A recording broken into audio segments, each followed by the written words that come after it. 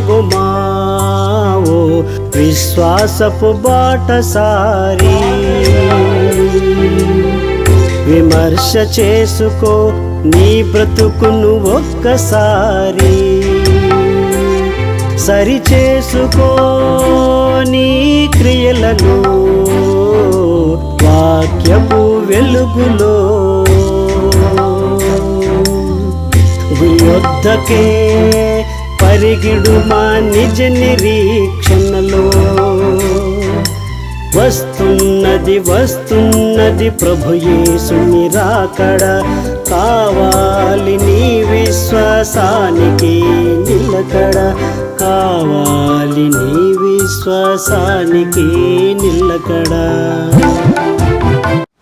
ప్రియ సహోదరి సహోదరులారా, దేవుని పరిశుద్ధ నామమును బట్టి మీకు శుభములు. సర్వకృపానిధియగు మన దేవుని మహాకృప అంత్యదినములలో మనల్ని కాపాడుతోంది. దేవునికి స్తోత్రం. ఈ అంత్యదినములలో ఫలభరితమైన మెలకువగలిగిన ప్రార్థన గురించి ధ్యానిస్తున్నాం. అంత్యకాలము అంటే కాలగతులకు అంతము లేని నిత్యత్వంలోనికి మన ప్రయాణానికి ఆఖరి మజిలీ. పాత సృష్టి గతించిపోతుంది. యోహాను రాసిన మొదటి పత్రిక 2వ అధ్యాయం 17వ వచనం, లోకము దాని ఆశయు గతించిపోచున్నది కానీ దేవుని చిత్తమును జరిగించువాడు నిరంతరము నిలుచును. అంత్యదినములు పాత క్రొత్తల నడుమ సంధికాలము. పాత నిబంధన ద్వారా వచ్చిన ధర్మశాస్త్రము మన హృదయముల మీద యేసుక్రీస్తు ద్వారా ముద్రింపబడుచుండగా క్రొత్త నిబంధన మొదలయ్యింది. యేసుక్రీస్తు తన పవిత్రమైన నిబంధన రక్తము మనలను దేవునికి సమీపస్తులుగా చేస్తోంది. పరిశుద్ధాత్మని యొక్క ముద్ర ఆయన యందు మనను ఏకము చేస్తోంది. 2వ కొరింథీ 1వ అధ్యాయం 21-22 వచనములు, మీతో కూడా క్రీస్తునందు నిలిచినట్లుగా మిమ్మును స్థిరపరిచి అభిషేకించిన వాడు దేవుడే. ఆయన మనకు ముద్ర వేసి మన హృదయములలో మనకు ఆత్మ అను సంచగ్రహమును అనుగ్రహించి ఉన్నాడు. ప్రియులారా, వింటున్నారా? అంత్యకాలము ఒక విశ్వాసికి సిద్ధపాటు రోజులు. అంతేకాదు, మన ఆత్మీయ జీవితమును భద్రముగా కాపాడుకోవలసిన రోజులు. ఈ దినముల గూర్చి ప్రభువు ముందుగానే మనకు తెలియచేశాడు. మత్తయి సువార్త 24వ అధ్యాయం 4-14 వచనములు. యేసు వారితో ఇట్లనెను, ఎవడను మిమ్మను మోసపుచ్చకొనకుండా చూచుకొనుడి. అనేకులు నా పేరిట వచ్చి నేనే క్రీస్తును అని చెప్పి పలువురిని మోసపుచ్చెదరు. మరియు మీరు యుద్ధములను గూర్చియు యుద్ధ సమాచారములను గూర్చియు వినబోదురు. మీరు కలవరపడకుండా చూచుకొనుడి. ఇవి జరగవలసి ఉన్నవి, కానీ అంతము వెంటనే రాదు. జనముల మీదికి జనములు, రాజ్యము మీదికి రాజ్యమును లేచును. అక్కడక్కడ కరువులను భూకంపములను కలుగును. ఇవన్నీ వేదనలకు ప్రారంభము. అప్పుడు జనులు మిమ్మును శ్రమల పాలు చేసి చంపెదరు. మీరు నా నామము నిమిత్తము సకల జనుల చేత ద్వేషింపబడుదురు. అనేకులు అభ్యంతరపడి ఒకరినొకడు అప్పగించి ఒకరినొకడు ద్వేషింతురు. అనేకులైన అబద్ధ ప్రవక్తలు వచ్చి పలువురిని మోసపరచెదరు. అక్రము విస్తరించుట చేత అనేకుల ప్రేమ చల్లారును. అంతం వరకు సహించిన వాడు ఎవడో వాడే రక్షింపబడును. మరియు ఈ రాజ్య సువార్త సకల జనములకు సాక్షార్థమై లోకమంతటను ప్రకటించబడును. అటు తరువాత అంతమోచును. ప్రియ శ్రోతలు, ఈ అంత్యదినములు విశ్వాసులకు శ్రమల దినములు. మన విశ్వాసానికి పరీక్షా సమయం. కానీ క్రీస్తునందు మన విశ్వాసము భద్రపరచబడి ఉన్నది. మత్తయి సువార్త 26వ అధ్యాయం 41వ వచనం, మీరు శోధనలో ప్రవేశింపకుండా ఉండినట్లు మెలకువగా ఉండి ప్రార్థన చేయుడి. ఆత్మ సిద్ధమే కానీ శరీరము బలహీనమైనది. ప్రభువు మెలకువ కలిగి ప్రార్థన చేయమని అంటున్నాడు. ఈ మెలకువ భౌతికంగాను ఆత్మీయంగాను ఉండాలి. ఉదాహరణకు గెత్సేమనే తోటలోని శిష్యులను గూర్చి గమనించండి. ప్రభరాత్రి భోజనం అనంతరము గెత్సెమనే తోటలోనికి ప్రవేశించారు. ప్రభువు అప్పగించబోవు సమయము వచ్చిందని తెలుసుకొని ప్రార్థన చేయుచున్నాడు. శిష్యులు నిద్రలోనికి జారుకుంటున్న సమయంలో ఆయన వారి వద్దకు వచ్చి అంటున్నాడు. లూకాసు వార్త 22వ అధ్యాయం 46వ వచనము, మీరెందుకు నిద్రించుచున్నారు?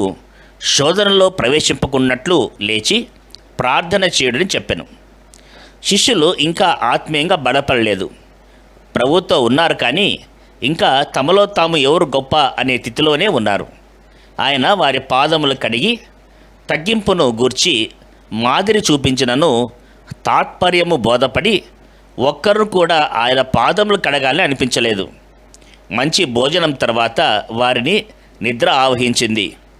వారు ఆత్మీయంగాను శారీరకంగాను సన్నద్ధులుగా కాని సమయంలో అకస్మాత్తుగా శోధన వచ్చింది. శిష్యులు శోధన సమయంలో ఆయనను విడిచిపెట్టారు. పేతురు రక్షణ కార్యమైన శిలువ బలియాగమును గూర్చి వివేచింపక సైనికునిపై తన కత్తి విసిరాడు. శిష్యులందరూ ప్రభువును విడిచి పారిపోయారు. పేతురు ఏకంగా ప్రభువును ఎరగనని ముమ్మారు ఒట్టు పెట్టుకొచ్చున్నాడు. ప్రియులారా, గమనించండి, శిష్యులు ఆయనను విడిచిపెట్టారు. లోకం నిద్రలో జోగుతోంది, కానీ ప్రభువు మన రక్షణ కొరకు శిలువ బలివైపు నడుస్తున్నాడు. సర్వమానవాళి పాప పరిహార నిమిత్తం శిలువలో తన పవిత్ర రక్తాన్ని కార్చాడు. 3వ దినమున తిరిగి పునరుత్థానుడై ఆరుణుడయ్యాడు. పరలోకంకెక్కి తండ్రి కుడిపార్శ్వమున కూర్చుని ఉన్నాడు. సర్వసత్యంలోనికి నడిపించే పరిశుద్ధాత్మను పంపాడు. ప్రభువును విడిచి శోధనను నిలవలేకపోయిన శిష్యులు పరిశుద్ధాత్మ చేత శక్తి నొందినప్పుడు వారు నలుదిక్కుల సువార్త ప్రకటించి శోధనలు జయించి హతసాక్షులుగా ప్రభువుకు నమ్మకస్తులయ్యారు. ప్రియ సహోదరి సహోదరులారా, ఈ అంత్యదినములలో శ్రమలు శోధనలు కలుగుతాయి. ప్రార్థనలో పట్టుదల కలిగి ఐహిక విచారములపైన మనసు పెట్టక ఆత్మ సంబంధమైన యుద్ధోపకరణములు ధరించి సాతానుడు వాడి అనుచరులతో యుద్ధం చేయాలి. కొలస్సీలకు వ్రాసిన పత్రిక 4వ అధ్యాయం 2వ వచనం, ప్రార్థన యందు నిలకడగా ఉండి కృతజ్ఞత గలవై మెలకుగా ఉండుడి. ప్రియులారా, నిలకడగల ప్రార్థన అంటే నిత్యము మన ఆత్మీయ జీవితమును ప్రభు ఎదుట వాక్యపు వెలుగులో సరిదిద్దుకోవడమే. హెబ్రీయులకు రాసిన పత్రిక 10వ అధ్యాయం 22వ వచనం, మనస్సాక్షికి కల్మషము తోచుకున్నట్లు ప్రోషింపబడిన హృదయములు కలవారమును నిర్మలమైన ఉదకముతో స్నానము చేసిన శరీరము గలవారమై ఉండి విశ్వాసం విషయంలో సంపూర్ణ నిశ్చయత కలిగి యథార్థమైన హృదయంతో మనము దేవుని సన్నిధానం చేరుదుము. విశ్వాస యొక్క ప్రయాణంలో యేసుతో కూడా జంట ప్రయాణం కాబట్టి ఈ ఆత్మీయ ప్రయాణంలో ముందు విజయవంతంగా ముగించిన యేసుక్రీస్తు యొక్క ఆత్మ నడిపింపు ఎంతో అవసరం. ఎఫెసీయులకు రాసిన పత్రిక 6వ అధ్యాయం 18వ వచనం, ఆత్మ వలన ప్రతి సమయమునందును ప్రతి విధమైన ప్రార్థనను విజ్ఞాపమును చేయొచ్చు. ఆ విషయమై సమస్త పరిశుద్ధుల నిమిత్తమును పూర్ణమైన పట్టుదలతో విజ్ఞాపన చేయొచ్చు, మెలకువగా ఉండుడి. పేతురు రాసిన మొదటి పత్రిక 4వ అధ్యాయం 7వ వచనం, అయితే అన్నిటి అంతము సమీపమై ఉన్నది కాగా మీరు స్వస్థ బుద్ధి గలవారై ప్రార్థన చేయుటకు మెలకువగా ఉండుడి. ప్రియ శ్రోతలు, ప్రార్థన ఎడతెగని ప్రక్రియ. వాక్యము అనే అర్థంలో ఏ మచ్చ లేకుండా చూసుకుంటూ ఆత్మ సంబంధమైన అలంకరణలతో మన పరలోకపు వరుడైన యేసుక్రీస్తు కోసము సిద్ధపడాలి. సహోదరుల మధ్య విరోధభావం ఉండకూడదు. మార్కు సువార్త 11వ అధ్యాయం 25వ వచనం, మీరు ఒకని మీద విరోధము ఏమైనా కలిగి ఉన్నడెల్లా మీరు నిలవబడి ప్రార్థన చేయనప్పుడెల్లను వాణ్ణి క్షమించుడి. ప్రియులారా, ప్రార్థన దేవునితో అనగా మన ప్రభువుతో నిత్యత్వంలో సదాకాలం ఉండుటకు సిద్ధపాటు సంభాషణ. కానీ నేడు కొందరు ప్రార్థన కేవలం ఈ లోకంలోని సౌకర్యాల కోసం వాటి కోసం దేవునించే స్థాయికి దిగజార్చడం విచారకరం.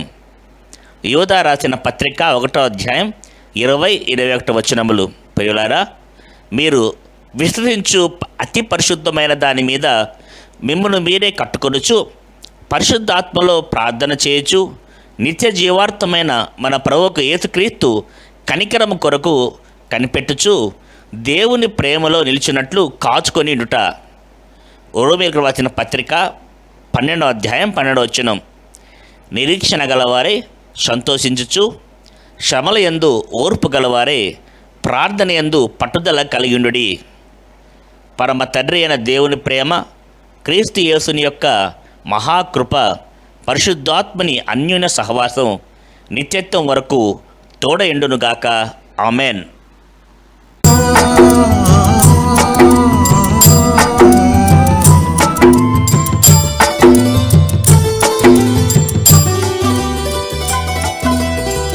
పరలోకపు పౌరుడను నేను,